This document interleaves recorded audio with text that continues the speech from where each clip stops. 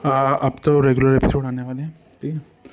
और बट इसकी लेंथ बहुत कम हो जाएगी, ज़्यादा नहीं होगी, बट अच्छी वॉइस आएगी तो उसमें मैनेज हो जाएगा, क्योंकि अच्छी वॉइस में सबकी वॉइस सिलेक्टेड हो गई हैं। और एप्लीकेशन पे स्टार्टिंग से अपलोडिंग होगी। बाकी यूट्यूब पे मैं आपको लिंक से या फिर कम्युनिटी टैब में डाल दूंगा, वहाँ से आपको पता चल जाएगा। और तब तक मैं 1-2 दिन यहीं पर डालूंगा रेगुलर एपिसोड, सारे सारे सीरीज़ के, ठीक है। रेगुलर एपिसोड डाल रहा हूँ, ठीक। मुझे इसकी जरूरत नहीं है। उन 2 बूढ़ों का हिसाब मैं खुद चुकाऊंगा। आरव ने ठंडे स्वर में कहा और हाथ बढ़ाकर उसका स्टोरेज रिंग उतार लिया। एक विचार के साथ एक काला विशाल धनुष और कई काले पंखों वाले तीर सामने प्रकट हो गए। यह वही लो ग्रेड इमॉर्टल आर्टिफैक्ट था जिसमें उधम सबसे अधिक निपुण था। आरव ने एक काला तीर उठाया और उसे अपने हाथ में थाम लिया। उसकी आंखों में ठंडी हत्या की भावना थी। उसने कहा कि इसी तीर से अलीसा को मारा गया था और अब उसी से वह उधम को उसकी सजा देगा ताकि वह नीचे जाकर अनु से माफी मांग सके। ये सुनते ही उधम का शरीर कांपने लगा। उसके चेहरे पर सच्चा डर साफ दिखाई दे रहा था। वह घबराकर बोला कि उसे नहीं मारा जा सकता क्योंकि वो फ्लोइंग लाइट स्वॉर्ड सेक्ट का सदस्य है। लेकिन उसकी बात पूरी होने से पहले ही सब खत्म हो गया। आरव ने बिना किसी हिचकिचाहट के तीर छोड़ दिया। काला तीर सीधा उसके सीने में धंस गया, पूरा आर पार चला गया। उधम की आंखें फैल गईं। उसे यकीन ही नहीं हुआ कि यह युवक सच में उसे मार देगा और जरा भी मौका नहीं देगा। उसकी सांस वहीं थम गई और उसका प्राइमोर्डियल स्पिरिट बाहर निकल आया। आरव ने ठंडे स्वर में कहा कि उसने गलती की थी। अनु को मारने वाले को पुनर्जन्म का अधिकार भी नहीं मिलना चाहिए। इसके बाद उसने डेमन रिफाइनिंग बॉटल निकाला। उधम डर से चिल्लाया, लेकिन कोई फायदा नहीं हुआ। एक झटके में उसकी आत्मा उस बोतल में समा गई। सब कुछ समाप्त हो गया। आरव ने अलीसा का छोड़ा हुआ घूंघट निकाला और धीरे से बुदबुदाया कि उसने उसका बदला ले लिया है। पास खड़ी हिमानी ने पूछा कि अनु कौन है। आरव ने शांत स्वर में कहा कि वो एक लड़की थी जो उसके लिए मर गई। इसके बाद उसने हिमानी को ड्रैगन किंग पैलेस वापस भेज दिया क्योंकि स्टार पिकिंग टावर की यात्रा में उसे साथ रखना सुरक्षित नहीं था। फिर उसने एक जगह साफ की और वहां अलीसा के लिए एक प्रतीकात्मक कब्र बनाए। उसके पास अब केवल वही घूंघट बचा था जिसे उसने कब्र में रखा। उसने एक पत्थर काटकर टूमस्टोन बनाया और उस पर बड़े अक्षरों में लिखा, टूम ऑफ अलीसा। थोड़ी देर रुककर उसने नीचे छोटे अक्षरों में लिखा, यंग मास्टर। इसके बाद उसने उधम का सिर काटकर कब्र के सामने रख दिया, एक बलि की तरह। उसने कहा कि यह बदला सिर्फ शुरुआत है, ग्रेस और वनराज को भी वो छोड़ेगा नहीं। कुछ देर वो चुप खड़ा रहा। उसकी आंखों से आंसू बह रहे थे। उसके मन में अलीसा की आवाज, मुस्कान और हर बात गूंज रही थी। उसे याद आया कि वह हमेशा कहती थी कि जब उसने घूंघट हटा लिया तो वह उसका पति है और यह जीवन भर नहीं बदलेगा। वह कहती थी कि वह बहुत मजबूत है और उसकी रक्षा करेगी। ये सारी बातें अब भी उसके दिल में ताज़ा थीं। उसी समय उसने धीरे से कहा कि उसने एक लड़की देखी है जो बिल्कुल अलीसा जैसी दिखती है और खुद को उसकी बहन बताती है। लेकिन वह अभी इतना शक्तिशाली नहीं है कि उसकी रक्षा कर सके। वो उलझन में था कि क्या करना चाहिए। तभी पीछे से एक आवाज आई। आलिया आ गई थी। वह खुशी से उसके पास आई और पूछने लगी कि वह यहाँ क्या कर रहा है। जब उसने टूमस्टोन देखा तो चौंक गई और पूछा कि क्या उसकी बहन मर चुकी है। आरव ने इस बार सच बताने का फैसला किया। उसने पूरी घटना उसे बता दी और बताया कि उधम ही असली हत्यारा था जिसे वो मार चुका है। आलिया ने बस सिर हिलाया। उसके चेहरे पर कोई दुख नहीं था। आरव को ये देखकर आश्चर्य हुआ। उसने पूछा कि क्या वह सच में अलीसा की बहन है। लड़की ने हंसते हुए कहा कि वे दोनों जुड़वां हैं और यह साफ दिखता है। जब आरव ने पूछा कि उसे दुख क्यों नहीं हुआ तो उसने बहुत सरलता से जवाब दिया। उसने कहा कि उसकी बहन ने पहले ही कहा था कि मरने के बाद वह दूसरे संसार में चली जाएगी और फिर मिलेंगे, इसलिए रोने की जरूरत नहीं है। आरव कुछ पल के लिए चुप हो गया। उसे यह अजीब लगा, लेकिन राहत भी हुई कि वह टूटकर रो नहीं रही। वह जाने लगा, लेकिन आलिया ने उसका हाथ पकड़ लिया और साथ चलने की जिद करने लगी। आरव ने मना कर दिया। उसने साफ कहा कि आगे का रास्ता खतरनाक है। लेकिन आलिया ने रोना शुरू कर दिया और अपनी बहन की कब्र के सामने लेटकर जोर जोर से विलाप करने लगी। उसने कहा कि अब उसका कोई नहीं है और वह अकेली है। आरव रुक गया। वह जानता था कि वह अलीसा का कर्जदार है। आखिरकार उसने हार मान ली। उसने उसे उठाया और कहा कि वह साथ चल सकती है। तुरंत ही आलिया हंस पड़ी, जैसे कुछ हुआ ही नहीं था। आरव को समझ आ गया कि दोनों बहनों की एक्टिंग एक जैसी है। इसके बाद दोनों शटल पर सवार होकर रोज हेवन की ओर चल पड़े। रास्ते में आलिया ने उसके कंधे पर सिर टिकाकर बाहर का दृश्य देखना शुरू किया। आरव ने उसकी ओर देखा, वही चेहरा, वही भाव। एक पल के लिए उसे लगा जैसे अलीसा वापस उसके पास आ गई हो। तुम ऐसे क्यों देख रहे हो? सामने वाला शर्मिंदा हो जाता है। आलिया ने अपनी बड़ी बड़ी नम आंखों से आरव की ओर देखा और मुस्कुराते हुए पूछा कि क्या उसे वो सुंदर लग रही है। आरव थोड़ा असहज हो गया। वह कुछ क्षण के लिए खो गया था, फिर तुरंत विषय बदलते हुए उसने पूछा कि वह यहाँ कैसे पहुंची। आलिया ने हंसते हुए बताया कि उसके जाने के बाद उसे डर लगने लगा था। उसे लगा कि ब्लॉसम हेवन खतरनाक है, इसलिए वह रोज हेवन की ओर निकल पड़ी। रास्ते में ही उसकी मुलाकात फिर आरव से हो गई। उसने मजाक में कहा कि यह सब किस्मत है कि वे इतनी जल्दी फिर मिल गए। आरव ने फिर उसके और उसकी बहन के बारे में पूछना चाहा, लेकिन आलिया के जवाब हमेशा की तरह उलझे हुए थे। वो बस इतना ही बता पाई कि वे अपने मास्टर के साथ एक सुंदर माउंटेन में रहती थीं, जहां नदी और अच्छा वातावरण था। इससे ज्यादा कुछ भी साफ नहीं हुआ। आरव को समझ नहीं आया कि वह सच में भोली है या जानबूझकर बात टाल रही है। आखिर उसने पूछा कि वह आगे कहाँ जाएगी। आलिया ने बहुत सहजता से कहा कि अब उसका कोई नहीं है, उसका मास्टर भी नहीं रहा और उसकी बहन भी नहीं रही। अब आरव ही उसका परिवार है और वह उसी के साथ रहेगी। ये सुनकर आरव असमंजस में पड़ गया, लेकिन फिलहाल उसके पास कोई और विकल्प नहीं था, इसलिए उसने सोचा कि अभी उसे साथ रखेगा और बाद में देखेगा। दोनों बातचीत करते हुए आगे बढ़ते रहे। शटल बेहद तेज गति से उड़ रहा था और कुछ ही समय में वे रोज हेवन में प्रवेश कर गए। तभी अचानक दूर से एक भयंकर ऊर्जा का विस्फोट महसूस हुआ। धरती कांप रही थी और आकाश में तीव्र तलवार ऊर्जा उठ रही थी। आरव का चेहरा बदल गया। उसने कई शक्तिशाली तलवारबाज देखे थे, लेकिन इतनी शुद्ध और उच्च स्तर की स्वॉर्ड इंटेंट उसने बहुत कम देखी थी। ये शक्ति के स्तर की नहीं, बल्कि गुणवत्ता की बात थी। उसे लगा कि शायद केवल सेक्ट के एंशंट पूर्वज की छोड़ी हुई स्वॉर्ड इंटेंट ही इसके बराबर हो सकती है। आलिया उत्साहित हो गई।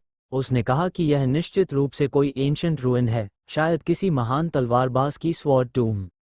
आरव भी समझ गया कि यह एक दुर्लभ अवसर है। वह तुरंत शटल को उस दिशा में ले गया, लेकिन दूरी जितनी दिख रही थी, असल में उससे कहीं ज्यादा थी। वे अभी रास्ते में ही थे कि अचानक फिर वही दृश्य सामने आया। एक औरत भाग रही थी और पीछे दो आदमी उसका पीछा कर रहे थे। आरव के मन में झुंझलाहट आई।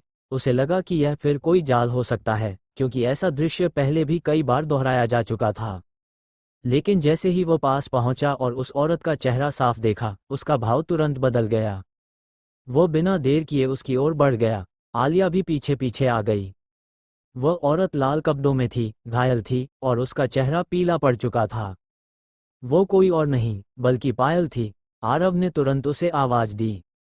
पायल ने उसे देखा तो उसकी आंखों में उम्मीद लौट आई। वो तुरंत उसकी ओर बढ़ी। पीछे से पीछा कर रहे दो लोग और तेज हो गए। उनमें से एक ने बिना किसी परवाह के पायल को पकड़ने के लिए हाथ बढ़ाया। उसे आरव की परवाह ही नहीं थी, लेकिन जैसे ही उसका हाथ आगे बढ़ा, एक हल्की काली चमक लहराई और उसका हाथ कटकर जमीन पर गिर गया। वह आदमी स्तब्ध रह गया। उसे समझ ही नहीं आया कि क्या हुआ।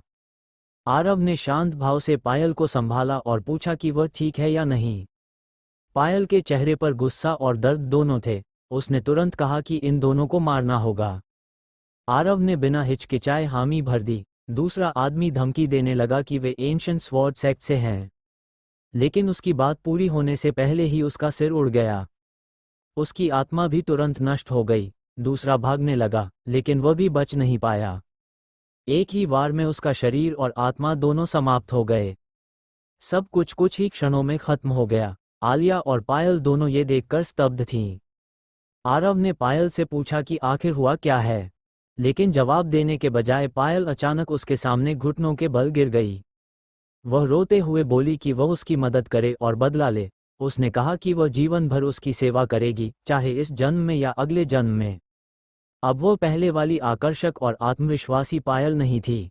वो सिर्फ एक टूटी हुई, असहाय महिला थी। आरव ने उसे उठाया और शांत स्वर में कहा कि पहले पूरी बात बताए। उसे पहले से अंदाजा था कि उसके अतीत में कोई गहरी कहानी और बदला छिपा हुआ है।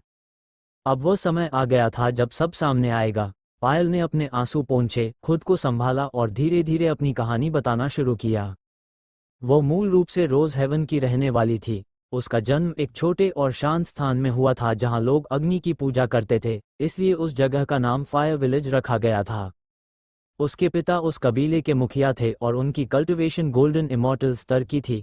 पूरे कबीले में वही सबसे शक्तिशाली व्यक्ति थे। उनका कबीला बहुत छोटा था, केवल कुछ हजार लोग ही थे, इसलिए संसाधन भी बहुत कम थे। एक दिन संयोग से उसके पिता को एक 8वें स्तर की दुर्लभ स्पिरिचुअल अर्ब, जेड फ्रूट, मिल गई। यह उनके लिए बहुत बड़ी खुशी की बात थी। उनका विचार था कि इस अमूल्य वस्तु को बेचकर वे बहुत सारे इमॉर्टल क्रिस्टल्स प्राप्त कर सकते हैं और कबीले के युवाओं के लिए संसाधन जुटा सकते हैं। ये सुनकर ही आरव को परिणाम का अंदाजा हो गया था। इतनी दुर्लभ वस्तु छोटे कबीले के लिए विनाश का कारण ही बनती है। और वही हुआ। पायल की आंखों से फिर आंसू बहने लगे। उसके पिता ने खुशी में ये खबर फैला दी और यही उनकी सबसे बड़ी गलती बन गई। इस खबर के फैलते ही एंशिएंट स्वॉर्ड सेक्ट के ग्रैंड एल्डर का पोता एल्बर्ट अपने लोगों के साथ फायर विलेज पहुंच गया। उसके पिता समझ गए कि वे उस खजाने की रक्षा नहीं कर सकते, इसलिए उन्होंने जेड फ्रूट सौंपने का निर्णय लिया ताकि कबीले की जान बच सके। लेकिन एल्बर्ट ने केवल खजाना नहीं लिया, उसने पूरे फायर विलेज को ही खत्म कर दिया। वह अपनी छवि खराब नहीं करना चाहता था, इसलिए उसने सबको मार डाला ताकि कोई गवाह न बचे। हजारों लोग, पूरा कबीला, यहाँ तक कि पायल का परिवार भी उसके हाथों मारा गया। ये कहते कहते वह टूट गई। आरव ने गहरी सांस ली। ऐसी घटनाएं कल्टिवेशन वर्ल्ड में आम थीं, लेकिन इतनी निर्दयता दुर्लभ थी। उसने उसे शांत करने की कोशिश की और आगे पूछा कि वह कैसे बची। पायल ने बताया कि उसके पिता और भाइयों ने अपनी जान देकर उसे बचाया। वह अकेली जीवित बची। उस समय वह भी मरना चाहती थी, लेकिन उसने खुद को रोका, क्योंकि अब वही फायर विलेज की आखिरी उम्मीद थी। उसने ठान लिया कि वह मजबूत बनेगी और अपने पूरे कबीले का बदला लेगी। बाद में वह रोज हेवन से भागकर फ्लोइंग लाइट स्वॉर्ड सेक्ट में शामिल हो गई। तब से वह हर दिन केवल एक ही लक्ष्य के लिए जी रही थी, एल्बर्ट को मारना और एंशिएंट स्वॉर्ड सेक्ट को नष्ट करना। अब आरव को समझ आया कि वह इतनी बेचैन होकर अपनी कल्टिवेशन क्यों बढ़ाना चाहती थी। उसने पूछा कि एल्बर्ट और एंशिएंट स्वॉर्ड सेक्ट कितने शक्तिशाली हैं। पायल ने बताया कि एंशिएंट स्वॉर्ड सेक्ट रोज हेवन की प्रमुख शक्तियों में से एक है और उसकी ताकत ब्लॉसम हेवन के बड़े सेक्ट्स के बराबर है।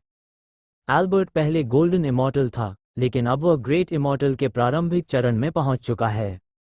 आरव ने सिर हिलाया। ये दुश्मन उसकी अपेक्षा से कहीं ज्यादा शक्तिशाली था। उसने पायल को समझाया कि अभी बदला लेने का समय नहीं है। यदि वो मारी गई तो बदला कौन लेगा। पायल ने भी स्वीकार किया कि वह केवल ट्रेनिंग और अवसर की तलाश में निकली थी। लेकिन जब उसने एल्बर्ट को देखा तो उसका कंट्रोल टूट गया और उसने उसे मारने की कोशिश की। वह असफल रही और घायल होकर भागती रही जब तक कि आरव से मुलाकात नहीं हुई। आलिया ये सब सुनकर गुस्से से भर गई। उसने तुरंत कहा कि उस दुष्ट को मारना ही होगा। तभी पायल की नज़र पहली बार उस पर पड़ी। वह उसकी सुंदरता देखकर चौंक गई। उसने आरव से पूछा कि यह कौन है। आरव ने संक्षेप में उसका परिचय दिया, लेकिन उनके रिश्ते की कॉम्प्लेक्सता नहीं समझाई। पायल को इस बात में कोई दिलचस्पी नहीं थी। उसने फिर विनती की कि आरव उसकी मदद करे। वह बदले के लिए कुछ भी करने को तैयार थी। तभी अचानक सामने 3 लोग प्रकट हुए। उनमें से एक युवा था, लेकिन उसकी आंखों में क्रूरता साफ दिख रही थी। वह एल्बर्ट था। उसके साथ 2 पीक ग्रेट इमॉर्टल गार्ड्स भी थे। वह खुद उन्हें खोजते हुए यहाँ पहुंचा था। उसने पायल को देखकर बेगार मुस्कान दी और कहा कि वह अब बहुत सुंदर हो गई है। उसने घिनौनी बात करते हुए उसे अपने अधीन होने का प्रस्ताव दिया, वरना मौत की धमकी दी। पायल का गुस्सा फट पड़ा। वह तुरंत हमला करना चाहती थी, लेकिन आरव ने उसे रोक दिया। उसने कहा कि वह पहले खुद को संभाले, ये लड़ाई वह लड़ेगा। पायल ने दांत भींचकर कहा कि वह खुद उसे मारना चाहती है। आरव ने सिर हिलाकर हामी भर दी। तभी एल्बर्ट हंस पड़ा। उसने अपने गार्ड्स को आदेश दिया कि आरव को मार दें और दोनों महिलाओं को जिंदा पकड़ लें। एल्बर्ट एंशिएंट स्वॉर्ड सेक्ट के ग्रैंड एल्डर का पोता होने के कारण पूरे सेक्ट में बहुत ऊंचा स्थान रखता था और उसके पीछे खड़े दोनों लोग उसके परिवार के निजी गार्ड्स थे। जैसे ही उसने आदेश दिया, दोनों ने बिना किसी हिचकिचाहट के आरव और बाकी लोगों की ओर बढ़ना शुरू कर दिया। दोनों ही ग्रेट इमॉर्टल रेल्म के पीक पर थे, जबकि आरव बाहर से केवल गोल्डन इमॉर्टल दिखाई देता था, इसलिए उन्होंने उसे बिल्कुल भी गंभीरता से नहीं लिया। पायल पहले ही हार चुकी थी और घायल थी, इसलिए उनके हिसाब से वह तो किसी गिनती में ही नहीं थी। इसी कारण दोनों गार्ड्स के चेहरे पर घमंड साफ झलक रहा था। उन्हें लगा कि अपने मास्टर का काम पूरा करना तो बस उंगलियां हिलाने जितना आसान है और इसमें कोई कठिनाई नहीं है। उधर आलिया तो पहले ही उत्साह से भरी हुई थी। वह कूदती हुई बोली कि उन्हें तुरंत मार देना चाहिए और अपने छोटे से मुट्ठी को हवा में लहराते हुए चिल्लाने लगी कि उसका ब्रदर इन लॉ बहुत शक्तिशाली है और उन सबको एक थप्पड़ में खत्म कर सकता है। उसकी बात सुनकर बाएं तरफ खड़ा गार्ड तिरस्कार से मुस्कुराया और बिना समय बर्बाद किए सीधा एक जोरदार मुक्का मार दिया। उसके लिए आलिया की बात पूरी तरह बचकानी और हास्यास्पद थी। आखिर एक गोल्डन इमॉर्टल भला कितना शक्तिशाली हो सकता था। जैसे ही उसने हमला किया, आरव ने तुरंत दोनों लड़कियों को पीछे किया और खुद आगे बढ़कर उसी ताकत से उसका सामना किया। दोनों के मुक्के टकराए और अगले ही पल गार्ड का शरीर पीछे की ओर उछल गया। उस क्षण उसके चेहरे पर जो अविश्वास था वह साफ दिखाई दे रहा था। आरव का शरीर अब thunder god body tempering technique की वजह से इतना मजबूत हो चुका था कि उसकी ताकत साधारण ग्रेट इमॉर्टल से कहीं अधिक हो गई थी। सबसे चौंकाने वाली बात यह थी कि उसके मुक्के में केवल शक्ति ही नहीं थी, बल्कि उसमें भयंकर लाइटनिंग पावर और विनाशकारी और भी शामिल था। ये तीनों शक्तियां मिलकर गार्ड की पूरी भुजा के मेरिडियंस को एक ही झटके में नष्ट कर गईं। वह अभी इस झटके को समझ ही रहा था कि आरव एक झलक की तरह उसके सामने पहुंच गया और दूसरा मुक्का सीधे उसकी छाती पर दे मारा। इतनी तेज गति थी कि गार्ड को प्रतिक्रिया करने का भी मौका नहीं मिला और अगले ही पल उसका शरीर फटकर खून की धुंध में बदल गया। उसकी आत्मा तक न बची। सब कुछ इतना तेजी से हुआ कि एल्बर्ट के चेहरे की मुस्कान तक पूरी तरह गायब नहीं हो पाई थी और उसके दोनों गार्ड्स पहले ही मारे जा चुके थे। उस समय उसकी आंखें फैल गईं और चेहरा अविश्वास से भर गया। उसे समझ ही नहीं आया कि एक गोल्डन इमॉर्टल कैसे एक ही वार में उसके गार्ड्स को खत्म कर सकता है। बचा हुआ गार्ड ये सब देखकर अंदर तक डर गया। उसने तुरंत समझ लिया कि उनकी ताकत सामने वाले के सामने कुछ भी नहीं है और उसने घबराकर एल्बर्ट को भागने के लिए कहा। खुद भी वह मुड़कर भागने लगा, लेकिन आरव उसे कैसे छोड़ देता। वह बस 2 कदम ही भाग पाया था कि एक काली चमक उसकी छाती को चीरती हुई निकल गई। वह दर्द से चीखा और उसका प्राइमोर्डियल स्पिरिट बाहर निकलकर भागने की कोशिश करने लगा, लेकिन वही काली रोशनी फिर लौटी और उसकी आत्मा को भी पूरी तरह नष्ट कर दिया। इस बीच एल्बर्ट पहले ही काफी दूर निकल चुका था। पायल ने तुरंत चिल्लाकर कहा कि उसे भागने न दिया जाए। आरव ने बिना एक पल गंवाए उसका पीछा किया। उसकी गति इतनी तेज थी कि वह एक धुंधली छाया जैसा दिखाई देने लगा। साथ ही उसने डार्क मून साइलेंट को फिर से छोड़ा, जो सीधे एल्बर्ट के पैरों की ओर गया। उसका इरादा उसे मारना नहीं था, बल्कि अपंग बनाकर पायल के सामने छोड़ना था ताकि वह खुद अपना बदला ले सके। एल्बर्ट की ताकत के सामने यह हमला असहनीय था और वह इसे रोक भी नहीं सकता था। लेकिन ठीक उसी क्षण एक विशाल इमॉर्टल एनर्जी से बना हाथ अचानक प्रकट हुआ और उसने एल्बर्ट को पकड़कर तुरंत सैकड़ों मीटर दूर खींच लिया। आरव का वार खाली चला गया और डार्क मून साइलेंट केवल हवा को चीरता हुआ निकल गया। तभी आकाश में एक मिडिल एज आदमी प्रकट हुआ, जिसकी ऑरा बेहद शक्तिशाली थी और साफ बता रही थी कि वह ग्रेट इमॉर्टल रेल्म में है। आरव का चेहरा तुरंत बदल गया। वह ग्रेट इमॉर्टल को आसानी से हरा सकता था और ग्रेट लिंग इमॉर्टल से लड़ भी सकता था, लेकिन एक असली ग्रेट इमॉर्टल के सामने सीधा मुकाबला करना उसके लिए खतरनाक था। वह अभी स्थिति का अंदाजा ही लगा रहा था कि वह आदमी बिना रुके एल्बर्ट को लेकर रोशनी की एक लकीर की तरह दूर निकल गया। उनका लक्ष्य साफ था। वे उसी दिशा में जा रहे थे जहां पहले वह शक्तिशाली इमॉर्टल एनर्जी और स्वॉर्ड ऑरा दिखाई दी थी, यानी उस एंशंट खंडहर की ओर। वह आदमी बोरस था, एल्बर्ट का 7वां अंकल। भागते हुए उसने एल्बर्ट को डांटा कि वह बेवजह समय बर्बाद कर रहा था और लगभग अपनी जान गंवा बैठा था। एल्बर्ट ने नाराज होकर पूछा कि वे क्यों भाग रहे हैं और उस लड़के को क्यों नहीं मार देते, क्योंकि उसके 7वें अंकल के लिए यह बहुत आसान काम था।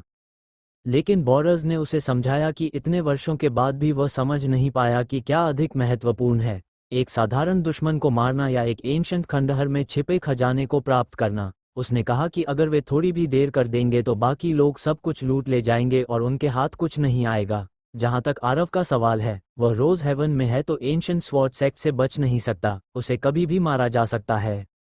एल्बर्ट ने अपने अंदर का गुस्सा दबा लिया और मान लिया कि अभी खजाना ज्यादा महत्वपूर्ण है। अगर वह किसी एंशिएंट शक्ति का इनहेरिटेंस या खजाना पा गया तो उसकी ताकत कई गुना बढ़ जाएगी और तब बदला लेना और भी आसान होगा। दोनों बातें करते हुए तेजी से दूर निकल गए और जल्द ही नजरों से ओझल हो गए। पीछे खड़ी आलिया ये सब देखकर भी ज्यादा परेशान नहीं हुई, बल्कि थोड़ी नाराज होकर बोली कि वे ऐसे कैसे भाग सकते हैं। उसने तुरंत उत्साहित होकर कहा कि उन्हें पीछा करना चाहिए और उस बुरे आदमी को पकड़ना चाहिए, मानो ये सब उसके लिए एक खेल जैसा हो। आरव उतना उत्साहित नहीं था जितनी आलिया थी। वह वहीं खड़ा गहरे विचारों में डूब गया। अगर सामने सिर्फ एल्बर्ट होता तो वह बिना एक पल गंवाए उसका पीछा करता, लेकिन समस्या ये थी कि उसके साथ एक असली ग्रेट इमॉर्टल भी था। अपनी प्रेजेंट शक्ति का उसे पूरा अंदाजा था। चाहे तीनों मिलकर भी लड़ते, फिर भी उस स्तर के सामने टिकना आसान नहीं था। ऐसे में सीधे पीछा करना जान जोखिम में डालने जैसा था। पायल ने भी यही बात समझ ली। वह आगे बढ़ी और शांत स्वर में बोली कि अभी बदला लेने की कोई जल्दी नहीं है और उन्हें फिलहाल इसे छोड़ देना चाहिए। लेकिन आलिया इतनी आसानी से हार मानने वालों में से नहीं थी। वह गुस्से में बोली कि उस दुष्ट को हर हाल में पकड़ना ही होगा, और साथ ही उसने इस बात पर भी जोर दिया कि वहाँ कोई बड़ा अवसर छिपा है जिसे उन लोगों के हाथ नहीं लगने देना चाहिए। उसकी बात सुनकर आरव के मन में हलचल हुई। उसने गौर किया कि एक ग्रेट इमॉर्टल जैसे बोरस भी बिना समय गंवाए उसी दिशा में भाग गया था और उसने उससे लड़ना भी जरूरी नहीं समझा। इसका मतलब साफ था कि वहाँ का एंशंट खंडहर बेहद असाधारण होगा। आरव ने अपने पिछले अनुभवों को याद किया। हर बार जब वह किसी एंशंट रुइन में गया था, उसे बड़ा लाभ मिला था। उसने गहरी सांस ली और मन ही मन निर्णय लिया कि कल्टिवेशन का मार्ग हमेशा जोखिमों से भरा होता है। अगर हर समय डरकर पीछे हटेंगे तो कभी आगे नहीं बढ़ पाएंगे। इसके अलावा उसके सिर पर सेलेस्टियल किंग जैसा अनजाना खतरा भी मंडरा रहा था। ऐसे में हर अवसर को पकड़ना जरूरी था। अंत में उसने निर्णय लिया कि पहले उस जगह पर जाकर हालात देखे जाएंगे और बदला बाद में भी लिया जा सकता है। निर्णय होते ही वह तुरंत आलिया और पायल को लेकर तेजी से उस दिशा में उड़ चला। थोड़ी देर बाद वे एक छोटे से माउंटेन के पास पहुंचे। वहां एक विशाल घासफूस से बना हट खड़ा था। देखने में साधारण होते हुए भी वह जगह बेहद रहस्यमयी लग रही थी। उसके चारों ओर हल्की लेकिन बेहद तीखी स्वॉर्ड एनर्जी फैल रही थी, मानो हर तिनका तलवार की तरह धारदार हो। हट के सामने एक लकड़ी का बोर्ड लगा था जिस पर 2 बड़े अक्षरों में लिखा था, स्वॉर्ड लॉज। यही वो स्थान था जहां से पहले वह भयंकर स्वॉर्ड ऑरर और इमॉर्टल एनर्जी उठ रही थी। जब बोरस और एल्बर्ट वहां पहुंचे, तब तक कई इमॉर्टल्स पहले से ही वहां इकट्ठा हो चुके थे। एक व्हाइट रोब सॉर्ड्समैन, जो ग्रेट इमॉर्टल था, सबसे पहले अंदर घुस गया। वह बेहद उत्साहित था, मानो उसे अपना सबसे बड़ा अवसर मिल गया हो। लेकिन जैसे ही वह बैम्बू फॉरेस्ट के भीतर पहुंचा, अचानक पूरा वातावरण बदल गया। एक हल्की हवा चली और अगले ही पल आकाश में असंख्य स्वॉर्ड एनर्जी उभर आई। इतनी तेज और घातक कि उस सॉर्ड्समैन को अपनी तलवार निकालने तक का मौका नहीं मिला। अगले ही क्षण उसका शरीर टुकड़ों में कट गया और उसकी आत्मा तक बच नहीं पाए। ये दृश्य देखकर वहां मौजूद सभी लोग सन्न रह गए।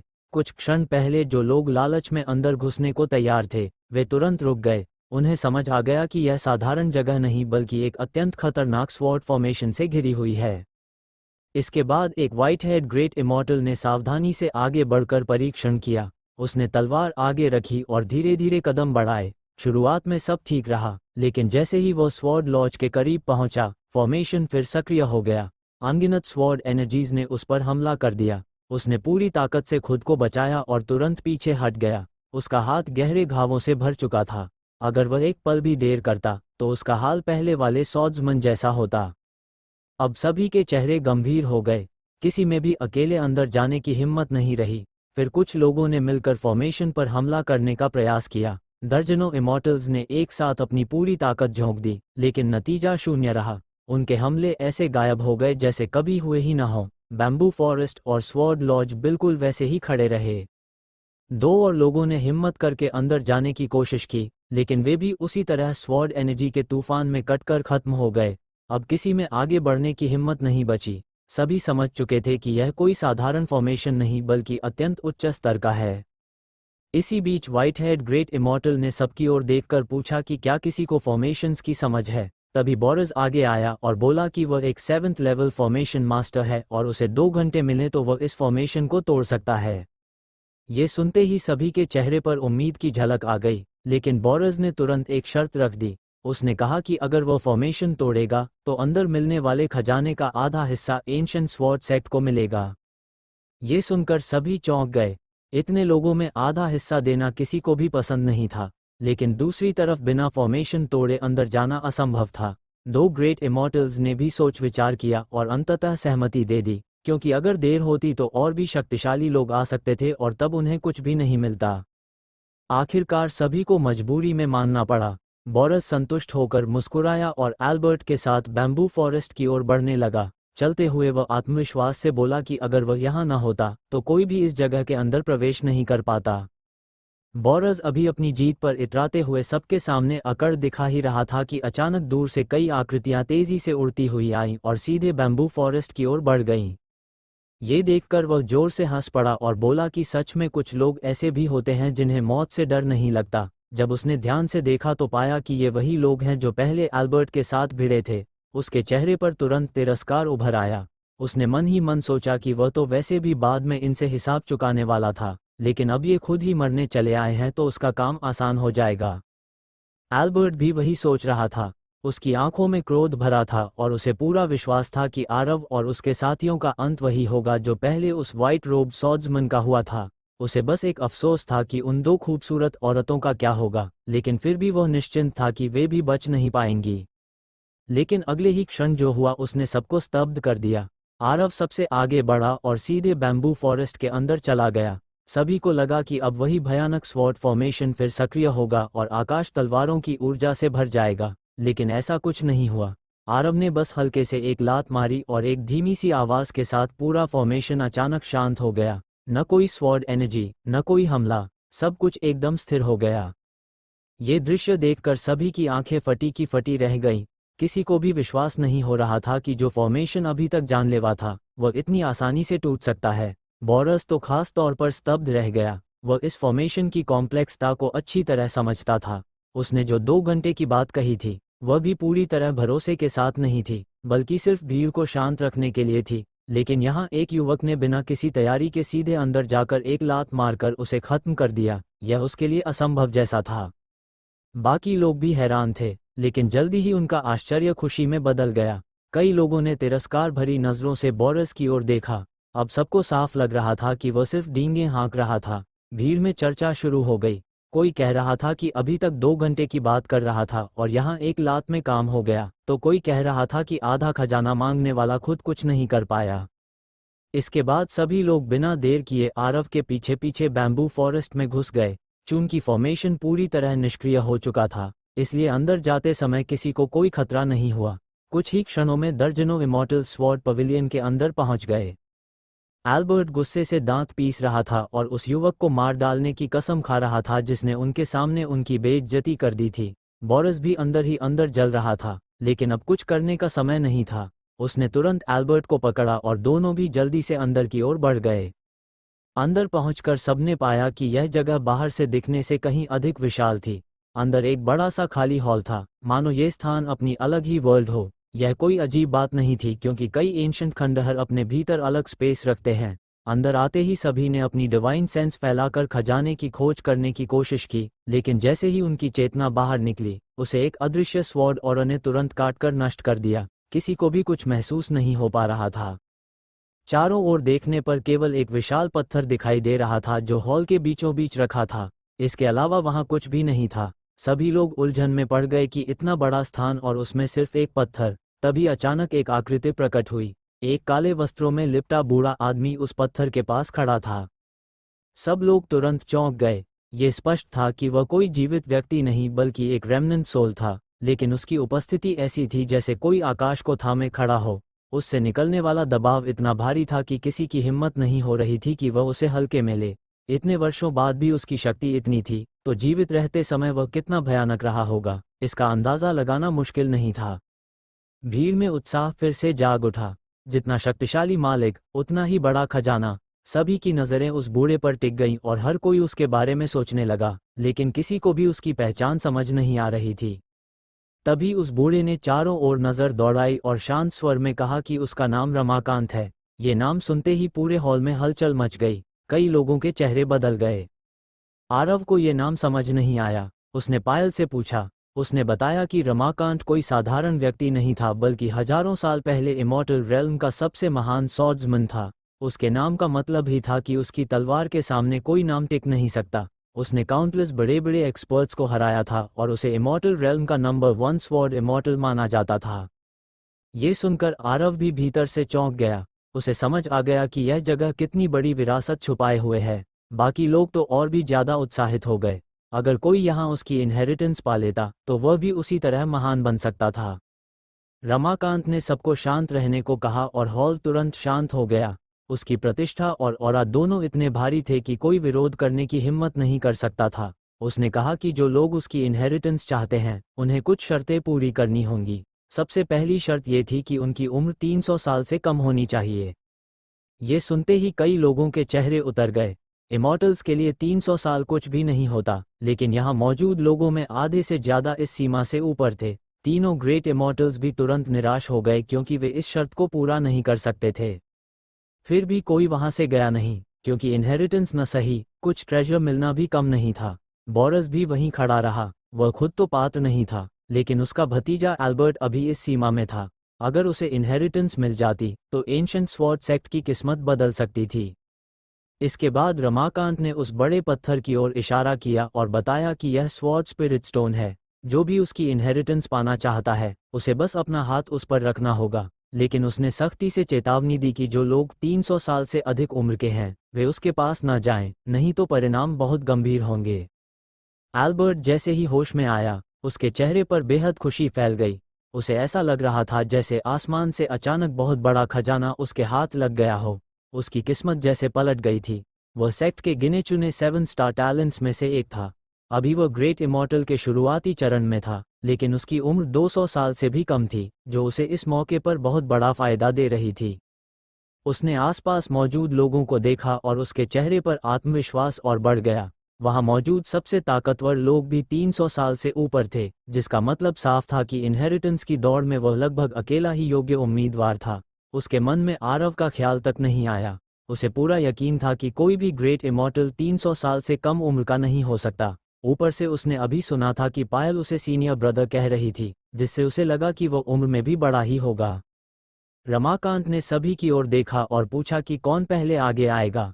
एल्बर्ट तुरंत आगे बढ़ा। उसका मकसद साफ था, वह अपनी बढ़त दिखाना भी चाहता था और समय भी बचाना चाहता था, ताकि कोई और ताकतवर प्रतिभाशाली व्यक्ति बाद में आकर उसकी जगह न ले सके। वह आत्मविश्वास से स्वॉर्ड स्पिरिट स्टोन के पास गया और अपना हाथ उस पर रख दिया। तुरंत एक हल्की सफ़ेद रोशनी चमकी और ऊपर 3 बड़े अक्षर उभरे, 150 ईयर्स ओल्ड। ये देखकर आसपास खड़े लोग हैरान रह गए और उसकी ओर प्रशंसा और ईर्ष्या भरी नज़रों से देखने लगे। इतनी कम उम्र में ग्रेट इमॉर्टल बनना सच में बहुत बड़ी उपलब्धि थी। एल्बर्ट और भी घमंडी हो गया। उसने तिरछी नज़र से आरव की ओर देखा और मन ही मन सोचा कि जैसे ही उसे इनहेरिटेंस मिल जाएगी, वह इस लड़के को एक ही वार में खत्म कर देगा। इसके बाद एक एक करके लोग आगे बढ़ने लगे और अपनी उम्र की परीक्षा देने लगे। जब 5वां व्यक्ति आगे आया और उसने स्वॉर्ड स्पिरिट स्टोन को छुआ, तो अचानक लाल रोशनी चमकी और 310 ईयर्स ओल्ड लिखा दिखाई दिया। उसी क्षण अनगिनत स्वॉर्ड एनर्जी प्रकट हुई और पल भर में उस व्यक्ति को टुकड़ों में काटकर खत्म कर दिया। उसकी आत्मा तक बच नहीं पाए। रमाकांत की ठंडी आवाज गूंजी कि वह मजाक नहीं कर रहा था। ये देखकर सभी के चेहरे पीले पड़ गए। जो लोग सोच रहे थे कि शायद नियमों को अनदेखा कर दिया जाएगा, उन्होंने तुरंत अपने कदम पीछे खींच लिए। अब किसी में हिम्मत नहीं थी कि 300 साल से ऊपर होकर भी कोशिश करे। परीक्षा जारी रही और कुल 12 लोगों के बाद कोई और आगे नहीं आया। आरव अब भी शांत खड़ा था। उसने आलिया की ओर देखा और पूछा कि वह क्यों नहीं कोशिश करती। आलिया मुस्कुराई और बोली कि लड़कियों की उम्र पूछना ठीक नहीं होता, और अगर उसका ब्रदर इन लॉ इनहेरिटेंस पाले तो वही काफ़ी है। आरव हल्का सा मुस्कुराया और फिर पायल की ओर देखा। उसने उसे पहले जाने को कहा। पायल आगे बढ़ी और जैसे ही उसने स्वॉर्ड स्पिरिट स्टोन को छुआ, 85 ईयर्स ओल्ड लिखा दिखाई दिया। ये देखकर पूरी भीड़ में हलचल मच गई। इतनी कम उम्र में ग्रेट इमॉर्टल होना अविश्वसनीय था। लोग उसकी प्रतिभा की प्रशंसा करने लगे। एल्बर्ट का सारा घमंड एक पल में टूट गया। उसके चेहरे पर गुस्सा और ईर्ष्या साफ झलक रही थी। वह मन ही मन सोच रहा था कि बाहर निकलते ही वह इस लड़की को सबक सिखाएगा। अब उसने अपना गुस्सा आरव की ओर मोड़ा और ताना मारते हुए पूछा कि वह क्यों आगे नहीं आ रहा। उसके मन में पूरा विश्वास था कि आरव 300 साल से ऊपर होगा और डर के मारे आगे नहीं आ रहा। आरव ने हल्की मुस्कान के साथ कहा कि अगर वह चाहता है तो वह भी कोशिश कर लेता है। फिर वो धीरे धीरे आगे बढ़ा और स्वॉर्ड स्पिरिट स्टोन पर अपना हाथ रख दिया। उस क्षण सबकी नज़रें उसी पर टिक गईं। एल्बर्ट तो खास तौर पर बेसब्री से इंतजार कर रहा था कि अब उसका राज खुल जाएगा और वो तुरंत मारा जाएगा। लेकिन जो परिणाम सामने आया उसने सभी को स्तब्ध कर दिया। सफ़ेद रोशनी चमकी और 23 इयर्स ओल्ड शब्द प्रकट हुए। पूरा हॉल एक साथ दहल उठा। हर कोई अविश्वास में डूब गया। कुछ लोगों ने अपनी आंखें मल लीं, कुछ ने खुद को चुटकी काटी कि कहीं ये सपना तो नहीं। इतनी कम उम्र में गोल्डन इमॉर्टल होना ही असाधारण था, लेकिन असल में उसकी असली ताकत उससे कहीं अधिक थी। बोरस की आंखों में खतरनाक चमक आ गई। उसने पहले ही महसूस कर लिया था कि आरव अपनी असली शक्ति छुपा रहा है। इतना युवा और इतना शक्तिशाली व्यक्ति उसके लिए खतरा था। उसने मन ही मन तय कर लिया कि मौका मिलते ही उसे खत्म करना होगा। एल्बर्ट तो पूरी तरह टूट गया।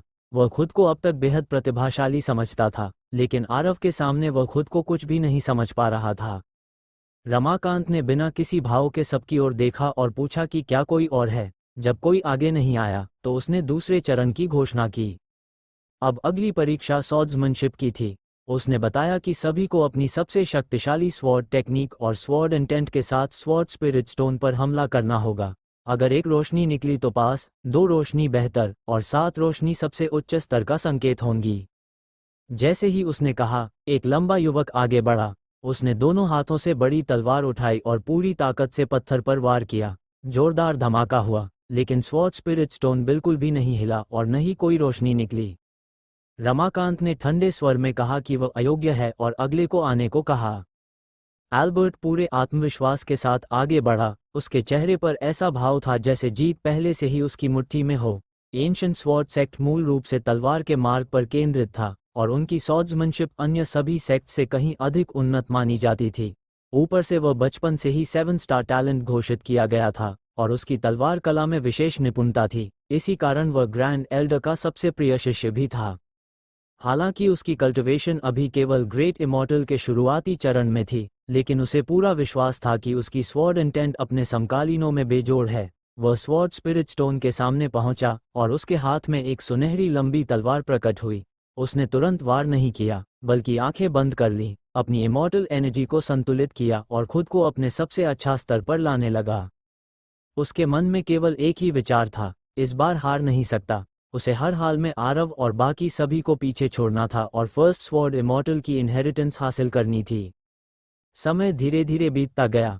जब लोग बेचैन होने लगे, तभी उसने अचानक जोरदार गर्जना की और अपनी पूरी शक्ति के साथ तलवार को स्वॉर्ड स्पिरिट स्टोन पर दे मारा। उसके वार के साथ चमकदार स्वॉर्ड लाइट फूटी और तेज स्वॉर्ड एनर्जी चारों ओर फैल गई। यह वार सच में अद्भुत था। बोरस ने भी जोर से प्रशंसा की और बाकी लोग भी प्रभावित हुए बिना नहीं रह सके। लेकिन सबकी नज़र तुरंत स्वॉर्ड स्पिरिट स्टोन पर टिक गई। इतना शक्तिशाली वार होने के बावजूद पत्थर पर कोई निशान नहीं पड़ा।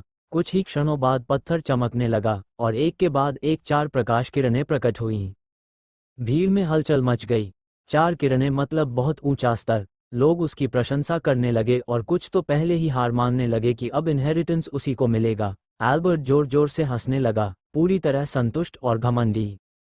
इसके बाद बाकी योग्य लोग भी आगे बढ़े, लेकिन किसी का प्रदर्शन खास नहीं रहा। केवल 2 लोग ही एक किरण निकाल पाए, बाकी सभी असफल रहे। ये साफ था कि स्वॉर्ड्समैनशिप में टैलेंट, मेहनत और सही मार्गदर्शन तीनों का मेल जरूरी होता है, जो यहाँ बहुत कम लोगों के पास था।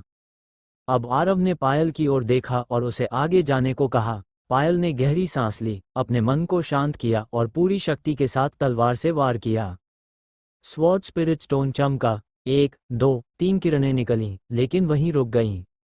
वह निराश हो गई। वह एल्बर्ट को हराना चाहती थी, लेकिन उसकी स्वॉर्ड टैलेंट उतनी प्रबल नहीं थी। उसकी ताकत का आधार उसका प्रतिशोध था, न कि नेचुरल प्रतिभा। एल्बर्ट ठहाका मारकर हंसा और उसे चिढ़ाने लगा। उसने कहा कि नफरत और मेहनत टैलेंट की जगह नहीं ले सकते। पायल गुस्से से कांप उठी, लेकिन कुछ कर नहीं सकती थी। फिर उसने आरव की ओर देखा और उसे चुनौती दी, पूरी तरह उसे अपमानित करने के इरादे से। आरव हल्का सा मुस्कुराया। उसने डार्क मून साइलेंट का उपयोग नहीं किया। वह जानता था कि अभी अपनी असली ताकत छिपाना ही बेहतर है। उसने बस बाहर से एक साधारण बांस की डंडी उठा ली। ये देखकर सब लोग हैरान रह गए। किसी को लगा वह पागल हो गया है, तो किसी को लगा कि इतनी प्रतिभा होने के बावजूद वो मूर्ख निकला। लेकिन आलिया पूरे उत्साह से उसे चीयर कर रही थी। आरव शांत भाव से आगे बढ़ा, उसके चेहरे पर कोई तनाव नहीं था। उसने बिना किसी तैयारी, बिना किसी जोरदार अंदाज के, बस हल्के से अपनी कलाई घुमाई और बांस की डंडी से स्वॉर्ड स्पिरिट स्टोन पर वार कर दिया। कोई आवाज नहीं, कोई धमाका नहीं, बस एक साधारण सा स्पर्श। भीड़ ने निराशा में सिर हिलाना शुरू ही किया था कि अचानक सब कुछ बदल गया। स्वॉर्ड स्पिरिट स्टोन तेजी से चमक उठा, पहले से कई गुना अधिक उज्ज्वल। 1 किरण, 2, 3 और फिर 7 किरणें एक साथ प्रकट हो गईं। पूरा हॉल स्तब्ध रह गया। 7 किरणें, यह वही सर्वोच्च स्तर था जिसका रमाकांत ने जिक्र किया था। और यह सब एक साधारण बांस की डंडी से हुआ था। एल्बर्ट की आंखें फटी रह गईं, उसका पूरा दिमाग जैसे शून्य हो गया था। उसे पूरा विश्वास था कि इस राउंड में वह सबसे आगे रहेगा, लेकिन एक साधारण बांस की डंडी से उसे पूरी तरह कुचल दिया गया। जिस सॉर्ड्समैनशिप पर उसे इतना गर्व था, वही अब उसे मजाक लगने लगी। वह समझ ही नहीं पा रहा था कि सिर्फ एक हल्के वार से स्वॉर्ड स्पिरिट स्टोन कैसे प्रतिक्रिया दे सकता है। क्या सच में पत्थर में कोई गड़बड़ी थी, या फिर उसकी अपनी समझ ही बेहद सीमित थी? दूसरी ओर बोरस का चेहरा काला पड़ चुका था। उसकी आंखों में साफ साफ हत्या की भावना झलक रही थी। आरव की प्रतिभा बहुत ही असाधारण थी। इतनी कम उम्र में ऐसी स्वॉर्ड इंटेंट, अगर उसे बढ़ने का मौका मिला तो भविष्य में वह एक अजेय अस्तित्व बन सकता था। सबसे बड़ी बात यह थी कि वह अब एंशिएंट स्वॉर्ड सेक्ट का दुश्मन था। वो मन ही मन सोच रहा था कि क्या अभी तुरंत हमला करके उसे खत्म कर देना चाहिए। लेकिन तभी रमाकांत की एक साधारण सी नज़र उस पर पड़ी। उसी क्षण उसका पूरा शरीर ठंडे पसीने से भर गया, जैसे किसी बर्फीली खाई में गिर गया हो। उसका सारा किलिंग इंटेंट पल भर में गायब हो गया। अब उसे पूरी तरह एहसास हो गया कि सामने खड़ा ये पहला तलवार अमर कितना भयावह है। जरा सी हरकत भी उसकी मौत का कारण बन सकती है। रमाकांत की आवाज गूंजी, शांत लेकिन पूरी तरह आदेशात्मक, मेरे स्वॉर्ड हट में कोई भी उपद्रव करेगा तो मर जाएगा। ये सुनकर वहां मौजूद सभी लोगों की रीढ़ में ठंडक दौड़ गई। आरव ने भी अंदर ही अंदर राहत की सांस ली। उसे भी शक था कि बोरस अचानक हमला कर सकता है, लेकिन अब वो खतरा टल चुका था। अब अंतिम चरण की घोषणा हुई। रमाकांत ने हाथ घुमाया और हवा में एक एंशिएंट कांस्य रंग की तलवार प्रकट हुई, लगभग 3 फीट लंबी, म्यान पर कॉम्प्लेक्स नक्काशी और बिना निकाले ही उससे निकलती तेज स्वॉर्ड इंटेंट। यह कोई साधारण हथियार नहीं था, यह इमॉर्टल स्लेयर स्वॉर्ड है, रमाकांत ने कहा। मेरे जीवन भर की साथी जो इसे खींच सकेगा, वही मेरी इनहेरिटेंस पाएगा। ये सुनते ही सभी के दिल धड़क उठे। तलवार खींचना सुनने में बेहद आसान लग रहा था। एल्बर्ट तुरंत आगे बढ़ा। लगातार 2 बार हारने के बाद अब उसके पास खोने के लिए कुछ नहीं था। उसने तलवार की म्यान को पकड़ा, पूरी ताकत लगाई और चिल्लाया, निकल। लेकिन तलवार जरा भी नहीं हिली। उसका चेहरा लाल हो गया, नसें फूल गईं। उसने अपनी सारी इमॉर्टल एनर्जी झोंक दी, फिर भी कुछ नहीं हुआ। तलवार जैसे पत्थर बन चुकी थी। रमाकांत की आवाज आई, जिसे डिवाइन स्वॉर्ड स्वीकार नहीं करती, वो उसे नहीं पा सकता। पीछे हटो। बेबस होकर एल्बर्ट पीछे हट गया। इसके बाद एक एक करके सभी ने कोशिश की, लेकिन कोई सफल नहीं हुआ। पायल ने भी पूरी श्रद्धा से प्रार्थना कर तलवार पकड़ने की कोशिश की, लेकिन वह भी असफल रही। अब केवल आरव बचा था। आलिया उत्साह से चिल्लाई, ब्रदर इन लॉ, अब तुम्हारी बारी है, ये तलवार तुम्हारी ही है। आरव पूरी तरह आश्वस्त नहीं था, लेकिन अब पीछे हटना भी संभव नहीं था। वह धीरे धीरे आगे बढ़ा। जैसे ही वो इमॉर्टल स्लेयर स्वॉर्ड के करीब पहुंचा, अचानक तलवार कांपने लगी। पूरा हॉल सन्न रह गया। अचानक छन, एक तेज आवाज हुई और तलवार खुद ही म्यान से बाहर निकल आए। चमकदार रोशनी, भयंकर स्वॉर्ड और पूरे हॉल का तापमान जैसे अचानक गिर गया। बाकी सभी लोगों की तलवारें कांपने लगीं। यह एक सुपीरियर स्वॉर्ड का दबदबा था। फिर सबकी आंखों के सामने इमॉर्टल स्लेयर स्वॉर्ड उड़कर सीधे आरव के सामने आकर रुक गई। वह उसके चारों ओर घूमती रही, जैसे अत्यधिक उत्साहित हो, और अंत में उसके सामने शांत होकर ठहर गई। आरव ने हाथ बढ़ाया और तलवार पकड़ ली। जैसे ही उसने उसे थामा, तलवार हल्के हल्के कंपन करने लगी और एक मधुर गूंज पैदा हुई। ये था डिवाइन स्वॉर्ड का अपने नए स्वामी को स्वीकार करना। बाकी सभी लोग स्तब्ध रह गए। जो तलवार किसी से हिली तक नहीं, वो अब खुद उड़कर उसके हाथ में आ गई थी। तुलना करना भी अपमान जैसा लग रहा था। बोरस का चेहरा बेहद काला पड़ चुका था। जो दृश्य वह बिल्कुल नहीं देखना चाहता था, वही अब उसके सामने घटित हो चुका था। इतनी कम उम्र में इतना असाधारण टैलेंट, ऊपर से फर्स्ट स्वॉर्ड इमॉर्टल की इनहेरिटेंस, अगर आरव को खुलकर बढ़ने दिया गया तो भविष्य में वह कितना भयावह बनेगा, इसकी कल्पना भी करना मुश्किल था। सबसे बड़ी बात यह थी कि ऐसा व्यक्ति अब एंशिएंट स्वॉर्ड सेक्ट का दुश्मन था। एल्बर्ट तो गुस्से से पागल हो रहा था। उसने पूरी ताकत झोंक दी थी, फिर भी तलवार को हिला तक नहीं पाया, और दूसरी ओर वही तलवार खुद उड़कर आरव को अपना मालिक मान बैठी। उसे लग रहा था जैसे ये तलवार ही उसके साथ विश्वासघात कर रही हो। लेकिन अब कुछ करने का समय नहीं था। रमाकांत ने शांत स्वर में कहा, डिवाइन स्वॉर्ड अपना मालिक चुन चुकी है, अब बाकी सब लोग बाहर चले जाएं। इतना कहते ही उसने अपनी आस्तीन हिलाई और वहां मौजूद सभी लोग एक असीम शक्ति से घिरकर तुरंत स्वॉर्ड पवेलियन के बाहर पहुंच गए।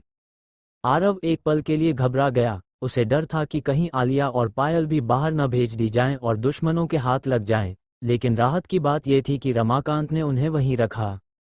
उसने उंगली से इशारा किया और एक अदृश्य शक्ति ने दोनों की एक्यूपॉइंट्स सील कर दी। वे तुरंत बेहोश होकर जमीन पर गिर गईं। चिंता मत करो, रमाकांत ने कहा, इनहेरिटेंस जैसी चीज आउटसाइडर्स को नहीं दिखनी चाहिए। आरव ने सिर झुकाकर कहा, शिष्य समझ गया।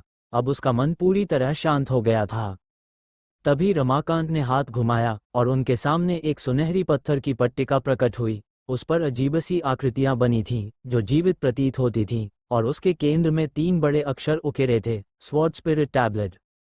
यह एक सर्वोच्च ट्रेजर है, रमाकांत ने कहा। मैंने अपनी पूरी स्वॉर्ड कॉम्प्रहेंशन और कल्टिवेशन इसमें सील कर दी है, ताकि कोई योग्य व्यक्ति इसे प्राप्त कर सके। आरव के अंदर उत्साह की लहर दौड़ गई।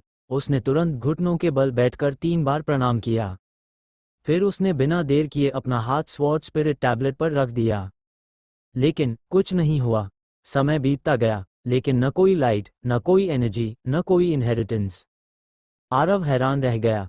सीनियर, इसमें इतना समय लगता है क्या? उसने पूछा। रमाकांत ने सिर हिलाया, नहीं। अगर इनहेरिटेंस तुम्हें स्वीकार करती तो तुरंत एक्टिवेट हो जाती। अब आरव पूरी तरह उलझ गया। रमाकांत ने खुद उसकी जांच की। कुछ देर बाद उसने आंखें खोलीं और गहरी सांस ली। समस्या यह नहीं है कि तुम्हारा टैलेंट कम है, बल्कि यह है कि तुम्हारा टैलेंट बहुत ज्यादा है। आरव चौंक गया। इसका क्या मतलब? रमाकांत ने समझाया।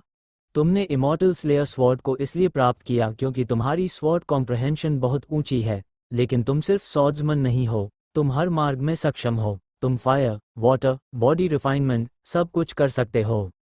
लेकिन मेरी इनहेरिटेंस केवल एक चीज चाहती है, प्योर स्वॉर्ड स्पिरिट बॉडी, जो केवल तलवार के मार्ग पर केंद्रित हो। तुम बहुत ज्यादा सर्वगुण संपन्न हो, इसलिए तुम उस अल्टीमेट स्वॉर्ड पाथ के लिए उपयुक्त नहीं हो। आरव कुछ क्षणों के लिए स्तब्ध रह गया। इतनी बड़ी प्रतिभा, और वही अब उसकी कमी बन गई थी। रमाकांत ने कहा, मैंने अपने जीवन में तुम्हारे जैसा प्रतिभाशाली व्यक्ति नहीं देखा, लेकिन मैं इस नियम को बदल नहीं सकता। आरव ने हल्की सांस ली। निराशा तो थी, लेकिन उसने खुद को संभाल लिया। वो इमॉर्टल स्लेयर स्वॉर्ड वापस करने लगा। सीनियर, जब इनहेरिटेंस नहीं मिली तो ये तलवार लेना भी उचित नहीं।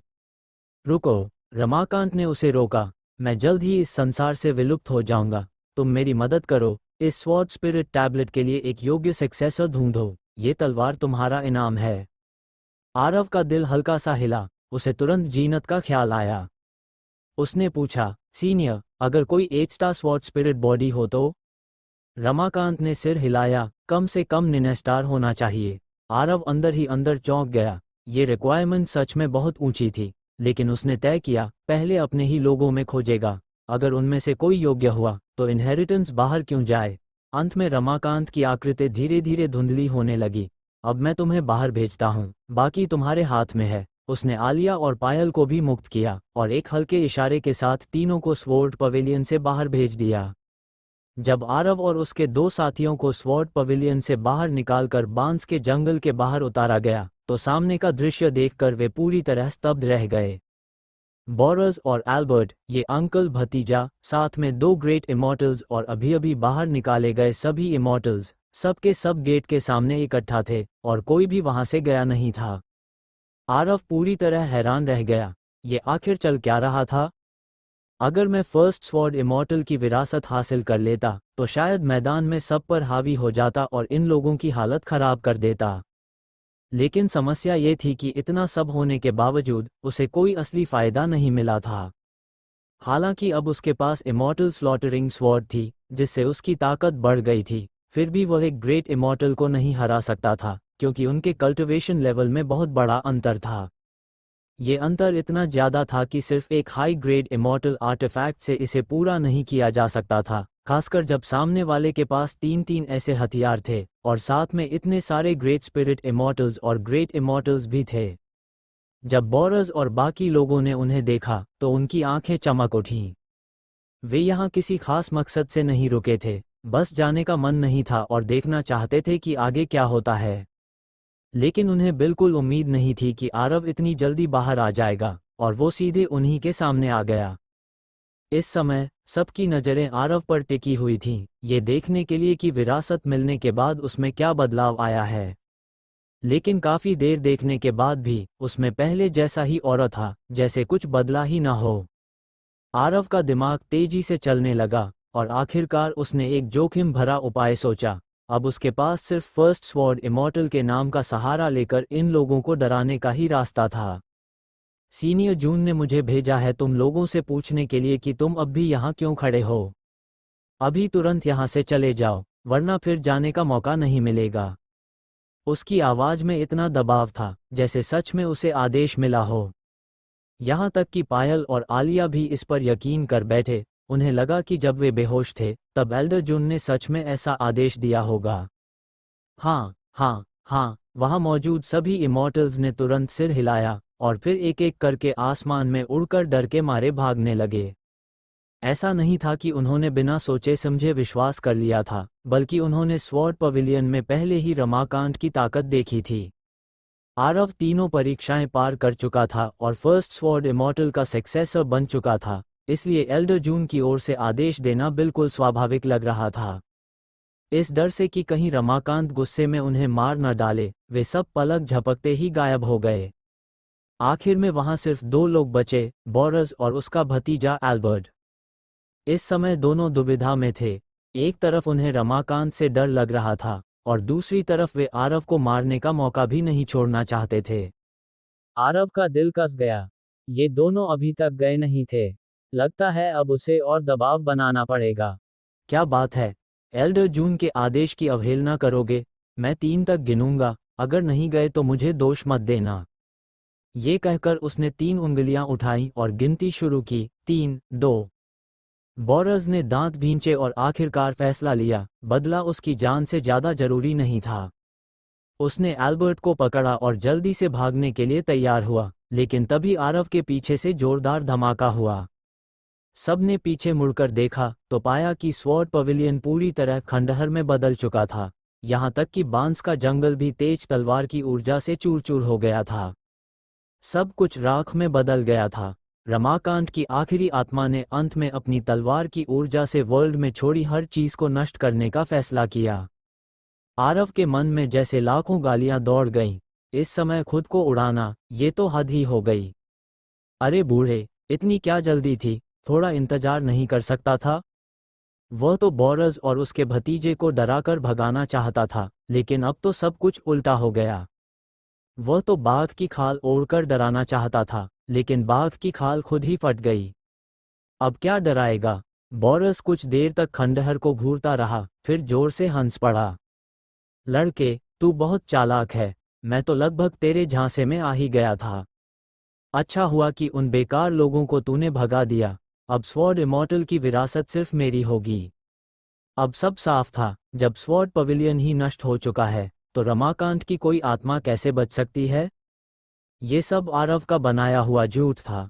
हंसने के बाद वह आगे बढ़ा और बोला, लड़के, फर्स्ट स्वॉर्ड इमॉर्टल की विरासत मुझे दे दे, शायद मैं तुझे जिंदा छोड़ दूं।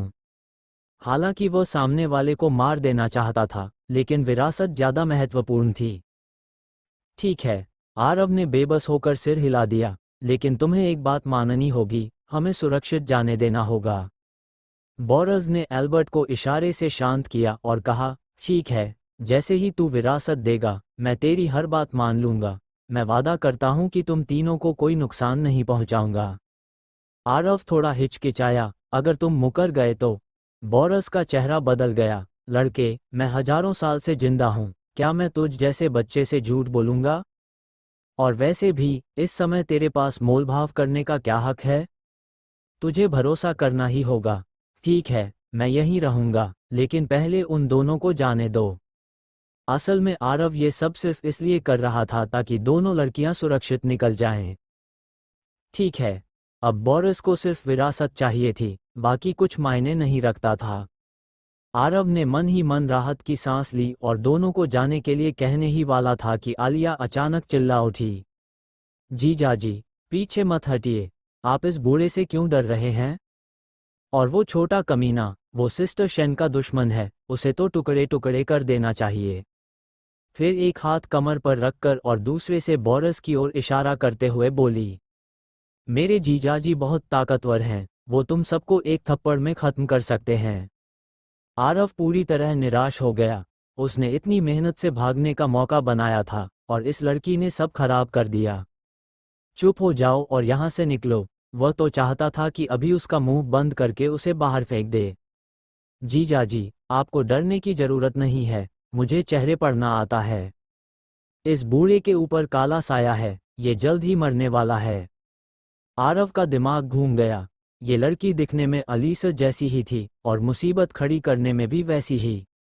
अगर बोरिस सच में गुस्सा हो गया तो फिर बचना मुश्किल हो जाएगा। जैसा कि उम्मीद थी, बोरिस के चेहरे पर खतरनाक भाव आ गए। तू कहती है कि मैं मरने वाला हूं, अभी तुझे मार देता हूं। ये कहकर उसने हाथ उठाया और आसमान से एक विशाल इमॉर्टल एनर्जी का हाथ नीचे गिरा।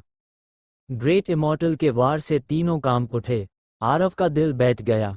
ये बूढ़ा बहुत ताकतवर था, वह हर तरीका आजमा चुका था, लेकिन उसे हरा नहीं सकता था। अगर हिमानी को भी बुलाए तो भी फायदा नहीं, एक और जान चली जाएगी। लेकिन तभी अचानक वह विशाल ऊर्जा हाथ टूटकर बिखर गया। बोरिस ने मुंह से खून उगला और धड़ाम से जमीन पर गिर पड़ा। उसकी आंखें खुली रह गईं, चेहरे पर गुस्सा था लेकिन वह मर चुका था। आरव हैरानी से आंखें फाड़कर खड़ा रह गया। ये आखिर हो क्या रहा था? वह बिल्कुल भी नहीं मान सकता था कि एक ग्रेट इमॉर्टल अचानक खराब सेहत की वजह से मर सकता है। और जहां तक आलिया की उस बात का सवाल था कि उसके शरीर पर काला धुंध छाया हुआ है और वह ज्यादा दिन नहीं जिएगा, तो उसे तो ऐसा कुछ भी नजर नहीं आया था। कारण पूरी तरह समझ से बाहर था, लेकिन सच्चाई सामने थी, बोरिस सच में मर चुका था। अगर पहले थोड़ा शक था, तो वह भी खत्म हो गया जब उसका प्राइमोर्डियल स्पिरिट अब्डोमिनल से निकलकर बाहर आया। बोरिस का प्राइमोर्डियल स्पिरिट घबराया हुआ और उलझन में था। उसे खुद समझ नहीं आ रहा था कि क्या हुआ है। वह कुछ देर हवा में ठहरा, फिर मुड़कर भागने लगा। चाहे कुछ भी हुआ हो, इस हालत में उसका प्राइमोर्डियल स्पिरिट किसी ग्रेट इमॉर्टल के सामने कुछ भी नहीं था। लेकिन आरव को ऐसा मौका दोबारा कहाँ मिलने वाला था? वह उसे कैसे जाने देता? एक काली चमक के साथ डार्क मून ने चुपचाप उसके प्राइमोर्डियल स्पिरिट को भेद दिया। तुम लोग इंतजार करना, एंशिएंट स्वॉर्ड सेक्ट तुम्हें नहीं छोड़ेगा। ये बोरिस के मरने से पहले आखिरी शब्द थे। एक ग्रेट इमॉर्टल इतनी अजीब तरह से मरा था और उसके दिल में गहरा आक्रोश भरा हुआ था। आरव ने हाथ बढ़ाकर उसका स्टोरेज रिंग झट से ले लिया। चारों तरफ दुश्मनों का खतरा था, पता नहीं कौन कौन से पुराने मॉन्स्टर छिपे हों, इसलिए उसने डेमन रिफाइनिंग बॉटल का इस्तेमाल करके सीधे उसके प्राइमोर्डियल स्पिरिट को खत्म करने की हिम्मत नहीं की। सब कुछ इतना तेजी से हुआ कि वहां मौजूद लोग अभी तक ठीक से समझ भी नहीं पाए थे। लेकिन आलिया बिल्कुल शांत थी, जैसे ये सब पहले से तय हो, और उत्साहित होकर चिल्लाई, जीजाजी, मैंने कहा था ना कि वो बीमार है, उसे तो पहले ही मर जाना चाहिए था। उसकी आवाज़ सुनकर एल्बर्ट होश में आया। अपने अंकल के बिना उसे पता था कि उसका अंत निश्चित है। वो तुरंत हवा में उड़ा और भागने लगा। भागकर कहाँ जाएगा? आरव अभी अभी इस अंकल भतीजे के हाथों मरते मरते बचा था, वह उसे कैसे जाने देता? और उसे पायल से किया वादा भी याद था। डार्क मून फिर से चला और चुपचाप उसके घुटनों के नीचे से काट गया। आह! एक दर्दनाक चीख के साथ एल्बर्ट आसमान से गिर पड़ा। उसके घुटनों के नीचे दोनों पैर हमेशा के लिए खत्म हो चुके थे। आरव ने अपनी ट्रू एसेंस से उसे पकड़कर खींचा और सीधे पायल के सामने पटक दिया। अब तुम संभालो। पायल पहले तो स्तब्ध रह गई, फिर उसकी भावनाएं उबल पड़ी, उत्साह और गुस्सा दोनों। इतने सालों से वह दिन रात सिर्फ इसी पल के लिए जी रही थी। अपने परिवार और कबीले का बदला लेने के लिए।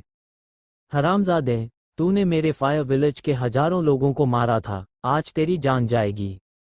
उसके शब्द दांत पीस कर निकले, गहरी नफरत से भरे हुए। एल्बर्ट पूरी तरह डर गया और कांपने लगा। मुझे मत मारो, मैं मुआवजा दूंगा, इमॉर्टल क्रिस्टल्स दूंगा, स्पिरिचुअल मेडिसिन दूंगा, जो चाहो दे दूंगा। वो अपनी जान बचाने के लिए सब कुछ देने को तैयार था। लेकिन तभी उसके हाथ हल्के हो गए, स्टोरेज रिंग एलिया ने छीन लिया। मुआवजा तेरे बाप का, ये तो मेरे जीजाजी का है, और क्या है तेरे पास?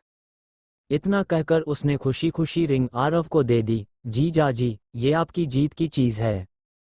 एल्बर्ट गुस्से और डर से भर गया, लेकिन अब वो पूरी तरह बेबस था। इससे पहले कि वो कुछ कहता, पायल की तलवार उसके बाएं हाथ को भेद चुकी थी, खून चारों तरफ बिखर गया। फिर दायां हाथ, फिर बाईं जांघ, फिर दाईं जांघ, सालों से जमा हुआ बदला इस पल में फूट पड़ा, और वो बेहद भयानक था। पायल की तलवार बहुत तेज थी, हर वार शरीर को चीरता, लेकिन वह जानबूझकर वाइटल पॉइंट से बच रही थी। आह, मुझे मार दो, मार डालो। एल्बर्ट, जो हमेशा ऐशोआराम में रहा था, इस यातना को सहन नहीं पा रहा था। लेकिन उसकी कोई भी विनती पायल को नहीं रोक सकी। अब वह तलवार से काटने लगी, और मांस के टुकड़े उड़ने लगे। इस समय वह खून से लथपथ थी, चेहरे पर बदले की खुशी, जैसे नरक से निकली कोई विनाशकारी देवी। उन्होंने पहले 1000 टुकड़ों में काटने की कसम खाई थी, और अब वह बिल्कुल रहम नहीं कर रही थी। आरव ने हल्की सांस ली। वह समझ सकता था, पूरा परिवार खत्म हो जाने का दर्द आसानी से नहीं भुलाया जा सकता। दोष किसी और का नहीं था, एल्बर्ट बस अपने कर्मों का फल पा रहा था। लेकिन ये दृश्य बहुत खून खराबे वाला था, उसे असहज कर रहा था। वह मुंह मोड़कर बोरस की लाश की ओर चला गया। आलिया उसके साथ चलती हुई बोली, जीजाजी, वो तो मर चुका है, आप उसे क्यों देख रहे हैं? ये बहुत अजीब है, मैं देखना चाहता हूं कि वो मरा कैसे। आरव के मन में जिज्ञासा भरी हुई थी। एक महान वैद्य होने के बावजूद वह समझ नहीं पा रहा था कि मौत कैसे हुई। आखिर एक ग्रेट इमॉर्टल अचानक कैसे मर सकता है? वह बैठ गया और ध्यान से जांच करने लगा। डिवाइन सेंस से सिर से पैर तक देखा, कोई भी मेरिडियन छोड़ा नहीं। जल्दी ही पता चल गया, बोरस की मौत हार्ट मेरिडियन के टूटने से हुई थी। सबसे अजीब बात यह थी कि वह मेरिडियन तलवार की ऊर्जा से कटा था, पूरी तरह नहीं, बस थोड़ा जुड़ा हुआ था। जैसे ही उसने इमॉर्टल एनर्जी चलाने की कोशिश की, वह पूरी तरह टूट गया और उसकी मौत हो गई। पूरा कारण समझते ही आरव की रीढ़ में सिहरन दौड़ गई। तलवार की ऊर्जा तो कोई भी स्वॉर्ड कल्टिवेटर इस्तेमाल कर सकता है, लेकिन इतनी सटीकता से, बिना किसी को पता चले, हार्ट मेरिडियन को काट देना, ये किस स्तर की स्वॉर्ड टेक्निक थी? आलिया भी पास बैठ गई। जीजाजी, समझ आए, वो कैसे मरा? समझ आ गया। आरव के मन में अचानक एक विचार आया। जरूर स्वॉर्ड पवेलियन में ही रमाकांत ने उसकी हत्या की मंशा भांप ली थी, और पहले से ही उसकी हार्ट मेरिडियन को काट दिया था। वर्ल्ड के पूर्व नंबर 1 इमॉर्टल के पास नीयत भी थी और क्षमता भी।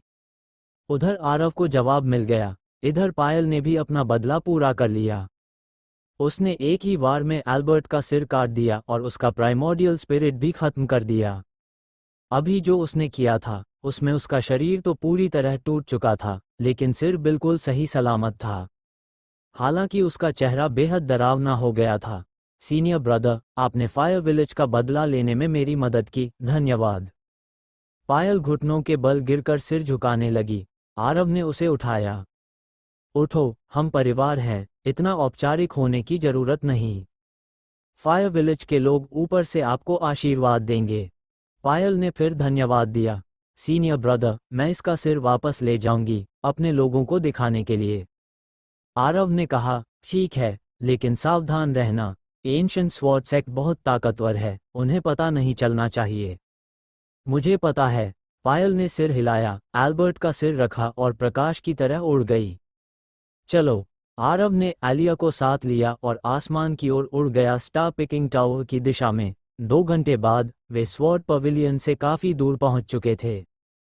तभी अचानक एक व्यक्ति उनके सामने आकर खड़ा हो गया। वह वही सफेद बालों वाला ग्रेट इमॉर्टल था। आरव ने हल्का सा भौहें सिकोड़ ली।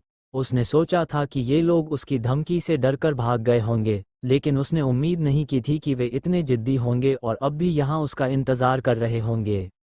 बच्चे, ये उम्मीद नहीं की थी, है ना? सफ़ेद बालों वाला अमर विजयी अंदाज में हंसा और एक झटके में दोनों के सामने आ गया। अब बचने का कोई रास्ता नहीं था, इसलिए आरव ने सीधे 9 हेवंस को समेट लिया। सीनियर, इतनी जल्दी फिर से मुलाकात होगी, ये नहीं सोचा था। क्या आपको मुझसे कुछ काम है? बच्चे, अब अपने रिश्तों का इस्तेमाल क्यों नहीं कर रहे? क्या यहाँ सीनियर रमाकांत तुम्हारे पीछे नहीं खड़े हैं? सफ़ेद बालों वाले ग्रेट इमॉर्टल ने होंठ मोड़ते हुए कहा, तुम्हें पता नहीं मैं क्या चाहता हूँ? जल्दी से फर्स्ट स्वॉर्ड इमॉर्टल की विरासत सौंप दो, तो मैं तुम्हारी जान बख्श दूंगा। वरना, मैं एक ही तलवार से तुम्हें मारकर भी इसे हासिल कर सकता हूँ। आरव ने कड़वी मुस्कान के साथ कहा, सीनियर, अगर मैं कहूँ कि मुझे कुछ भी नहीं मिला, तो क्या आप मानेंगे? असल में उसे सच में कुछ नहीं मिला था। अगर उसे सच में फर्स्ट स्वॉर्ड इमॉर्टल की विरासत मिल जाती, तो वह इस बूढ़े को एक ही वार में 2 टुकड़ों में काट देता, इतना समय बर्बाद करने की ज़रूरत ही नहीं होती। तुम्हें क्या लगता है, क्या मैं तुम्हारी बात मान लूँगा? सफ़ेद बालों वाला ग्रेट इमॉर्टल ठंडी हंसी हंसा, लड़के, क्या तुम मुझे मूर्ख समझते हो? समझदारी से काम लो और विरासत सौंप दो, नहीं तो बाद में मौका नहीं मिलेगा। आलिया असंतोष से चिल्लाई, ब्रदर इन लॉ, ये बूढ़ा हरामी बहुत घमंडी है, इसे मार डालो। आरव ने उसकी तरफ देखा और बेबस मुस्कान के साथ बोला, तुम्हें लगता है मैं इसे हरा सकता हूँ? क्यों न पहले इसका भाग्य ही देख लें? देखने की जरूरत नहीं, ये अल्पायु हरामी है, ज्यादा दिन नहीं जिएगा।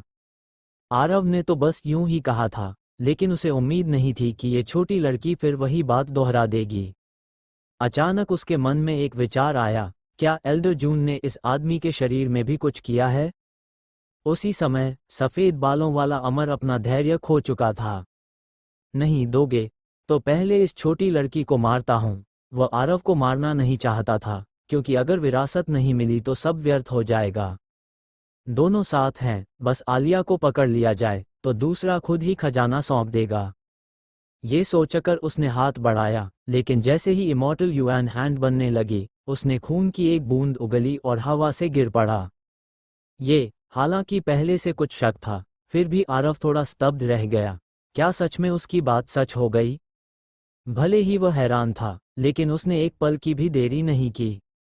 जैसे ही सफ़ेद बालों वाले अमर की प्राइमोर्डियल स्पिरिट बाहर निकली, डार्क मून साइलेंट एक झटके में उस पर गिरा और उसे तुरंत टुकड़ों में तोड़ दिया। इसके बाद वह जमीन पर उतरा, लाश के पास गया, पहले स्टोरेज रिंग उठा लिया और फिर शरीर की जांच करने लगा।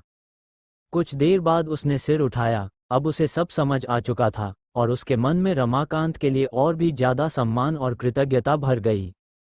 वह आभारी था कि बूढ़े ने पहले ही इतनी तैयारी कर दी थी। अगर उसने पहले से उपाय नहीं किए होते, तो वह सच में एक ग्रेट इमॉर्टल का सामना नहीं कर पाता। सबसे हैरान करने वाली बात थी उसकी तलवार ऊर्जा पर पकड़, जो बेहद सूक्ष्म और सटीक थी। जब तक सामने वाला अपनी इमॉर्टल एनर्जी का उपयोग नहीं करता, तब तक कोई असर नहीं। जैसे ही उपयोग किया, तुरंत खून उगलकर मर गया, सीधे हृदय की नसें फट गईं। ये भी कमाल था कि पीछा करते समय उस ग्रेट इमॉर्टल को कोई असर नहीं हुआ। ये कंट्रोल बेहद उच्च स्तर का था।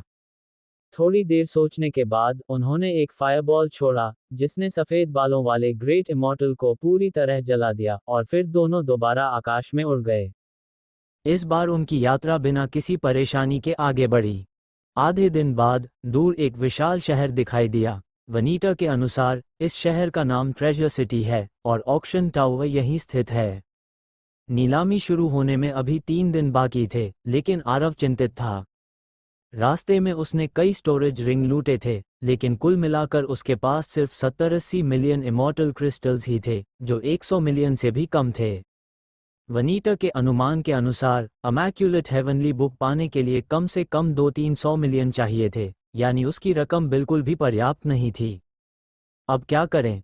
सिर्फ 3 दिन बचे हैं, इतने इमॉर्टल क्रिस्टल्स कहाँ से लाएं? आरव का सिर दर्द करने लगा। उसका मास्टर भी बहुत कंजूस था, उसे 1-2 बिलियन दे देता तो क्या बिगड़ जाता। वो सीधे ट्रेजर सिटी में नहीं गया, बल्कि शहर से लगभग 100 मील दूर एक छोटे से माउंटेन घाटी में रुक गया। इतनी नीलामियों में भाग लेने के बाद वह अनुभवी हो चुका था, उसे पहले से तैयारी करनी थी। इतनी कीमती इमैक्युलेट हेवनली बुक नीलामी के दौरान दुश्मनी बन सकती है, और अगर मिल भी गई तो भी लोग लालच करेंगे। उसकी प्रेजेंट ताकत किसी मास्टर के सामने कुछ भी नहीं थी, इसलिए तैयारी जरूरी थी। जमीन पर उतरकर उसने पास की माउंटेन में एक गुफा बनाई, अंदर टेलीपोर्टेशन अरे स्थापित किया और फिर उसे पूरी तरह हाइडिंग अरे से छिपा दिया। आलिया ने पूछा, ब्रदर इन लॉ, आप क्या कर रहे हैं? आरव ने कहा, पहले भागने का रास्ता तैयार कर लेते हैं। अगर कुछ गड़बड़ हुआ तो भागना ही बेहतर होगा। जरूरत नहीं, मेरा ब्रदर इन लॉ सबसे ताकतवर है, जो भी विरोध करेगा उसे मार देगा। छोटी लड़की ने मुठियां भींच लीं, उसके चेहरे पर प्रशंसा साफ झलक रही थी।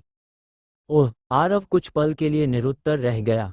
खूबसूरत लड़की की प्रशंसा अच्छी लगती है, लेकिन अपनी औकात भी जाननी चाहिए, वरना आसानी से फंस सकते हैं।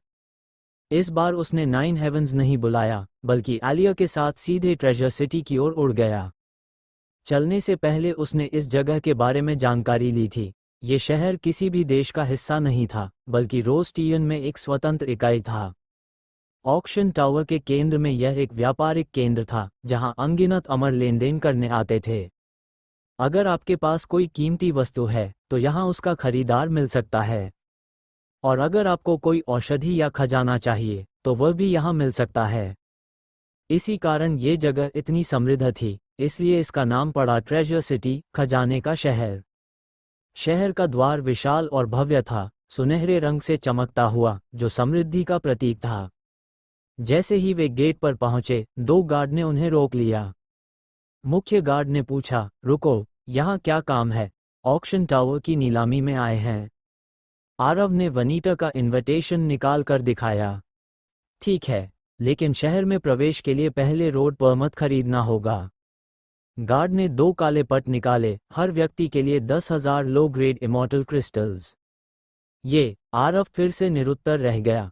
अभी तो वह पैसे कमाने की सोच रहा था, और यहाँ प्रवेश करते ही 20,000 खर्च हो गए। और 10,000 का टिकट, ये तो सीधी लूट है। उसने अनिच्छा से कहा, ओम, हमारे पास ऑक्शन टावर का इनविटेशन है, फिर भी परमिट लेना होगा? गार्ड ने बिना भाव के कहा, वह इनविटेशन ऑक्शन टावर के लिए है, यहाँ काम नहीं आएगा। शहर में प्रवेश के लिए रोड परमिट जरूरी है। ठीक है, आरव मजबूर था, इतनी दूर आकर वापस नहीं जा सकता था। उसने स्टोरेज रिंग निकाला और दे दिया, जिसमें ठीक 20,000 लो ग्रेड इमॉर्टल क्रिस्टल्स थे। ठीक है, अब जाओ। गार्ड ने रोड परमिट दिया और एक जेड स्लिप भी थमा दिया। ये हमारे ट्रेजर सिटी के नियम हैं, ध्यान से पढ़ लेना, उल्लंघन मत करना। आरव ने जेड स्लिप लिया, डिवाइन सेंस से देखा, और उसका चेहरा तुरंत अजीब हो गया। जेड स्लिप में ट्रेजर सिटी के नियम साफ साफ दर्ज थे।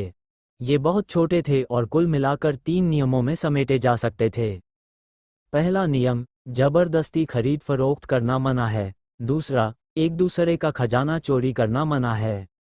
ये दोनों नियम काफी सामान्य थे, आखिर यह एक व्यापारिक केंद्र है और लेन देन की निष्पक्षता ही इसकी नींव है।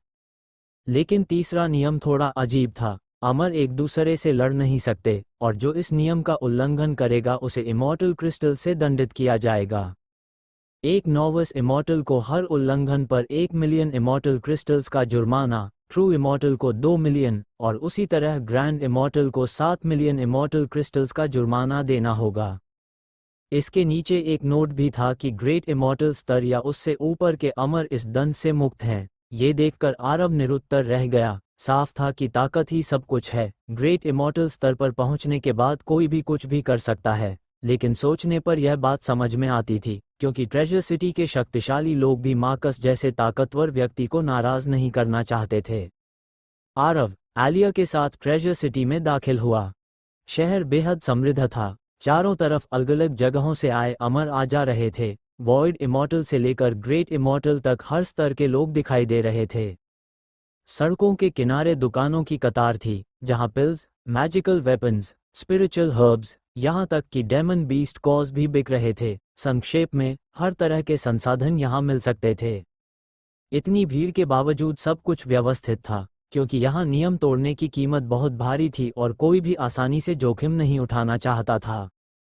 चलते चलते आरव सोच रहा था, पैसे कहाँ से आएं? जल्दी अमीर बनने के कुछ ही तरीके होते हैं। पहला है लूटना, लेकिन यहाँ यह संभव नहीं था। नैतिकता को अलग रख भी दें तो उसकी ताकत इतनी नहीं थी कि वह ऐसा कर सके। गार्ड उसे पकड़कर पहले ही कंगाल बना देते, इसलिए अब उसे अपनी कला पर ही निर्भर होना था। उसकी मेडिकल स्किल्स के आधार पर इमॉर्टल क्रिस्टल्स कमाना मुश्किल नहीं होना चाहिए था। निर्णय लेकर आरव एक सेलेस्टियल पवेलियन के सामने रुका। वर्ल्ड भर में व्यापार का तरीका लगभग एक जैसा होता है। कुछ दुकानें बिकती हैं और कुछ किराए पर मिलती हैं, और सामने वाली दुकान किराए पर थी। ये बहुत बड़ी नहीं थी, कुल 3 मंजिल की थी, लेकिन उनके लिए पर्याप्त थी। मालिक, एक छोटी मूंछों वाला आदमी, दरवाजे के पास आराम से धूप सेक रहा था। आरव ने आगे बढ़कर पूछा, बॉस, इस दुकान का किराया कितना है? उसने आलस भरी नज़र से देखा और बोला, 10 मिलियन प्रति महीना। आरव ने मोलभाव करने की कोशिश की, क्या इसे थोड़ा सस्ता नहीं कर सकते? मुझे सिर्फ 3 दिन के लिए चाहिए। लेकिन मूंछों वाला आदमी बिल्कुल अड़ा रहा, नहीं, कम से कम 1 महीने का किराया लगेगा, और 10 मिलियन में एक भी इमॉर्टल क्रिस्टल कम नहीं होगा। साफ था कि यहाँ व्यापार अच्छा चल रहा था और दुकानों की कमी नहीं थी। आरव ने सोचा, ज़्यादा समय बर्बाद करने से अच्छा है यहीं ले लिया जाए। उसने 10 मिलियन इमॉर्टल क्रिस्टल्स देकर सौदा तय कर लिया। अनुबंध पर सिग्नेचर करने के बाद वे अंदर आ गए। एलिया ने पूछा, ब्रदर इन लॉ, आप इस जगह का क्या करेंगे? आरव ने मुस्कुराकर कहा, क्लिनिक खोलेंगे, पैसा कमाएंगे। उसने एक बोर्ड निकाला, उस पर एंशंट मैन मेडिकल क्लिनिक लिखकर दरवाजे के सामने टांग दिया। फिर उसने उसके बगल में शुल्क सूची भी लिख दी। हम केवल चौथी कैटेगरी की पिल्स बनाते हैं। बनाने का कोई शुल्क नहीं, लेकिन तैयार पिल्स के आधार पर शुल्क लिया जाएगा। टॉप ग्रेड पिल 3 मिलियन प्रति, मिड ग्रेड 2 मिलियन और लो ग्रेड 1 मिलियन। आमतौर पर एल्केमिस्ट्स हर बैच के हिसाब से शुल्क लेते हैं, चाहे पिल्स की गुणवत्ता या संख्या कुछ भी हो। लेकिन आरव के पास सिर्फ 3 दिन थे, इसलिए उसने जल्दी कमाई के लिए यह नया तरीका अपनाया।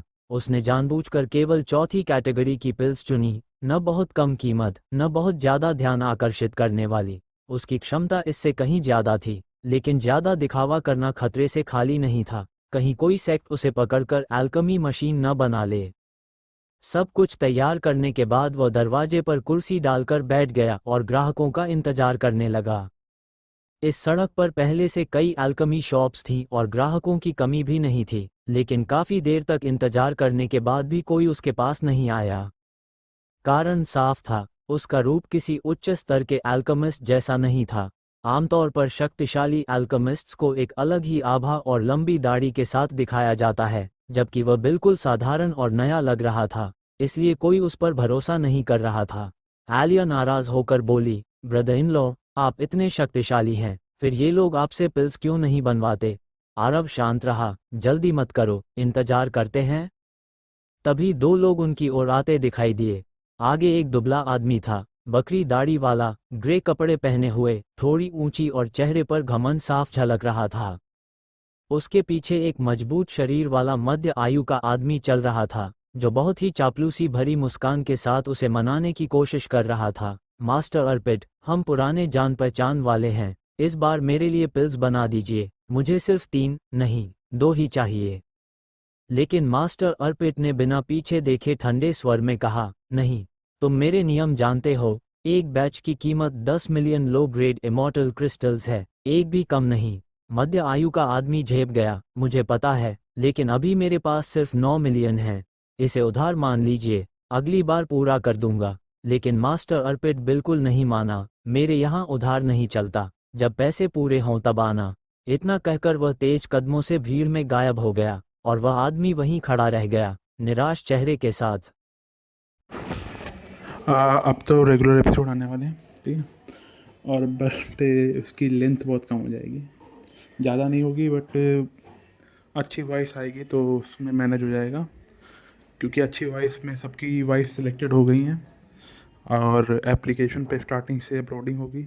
बाकी यूट्यूब पे मैं आपको लिंक से या फिर कम्युनिटी टैब में डाल दूँगा, वहाँ से आपको पता चल जाएगा। और तब तक मैं 1-2 दिन यहीं पर डालूँगा रेगुलर एपिसोड, सारे सीरीज़ के, ठीक है। रेगुलर एपिसोड डाल रहा हूँ, ठीक।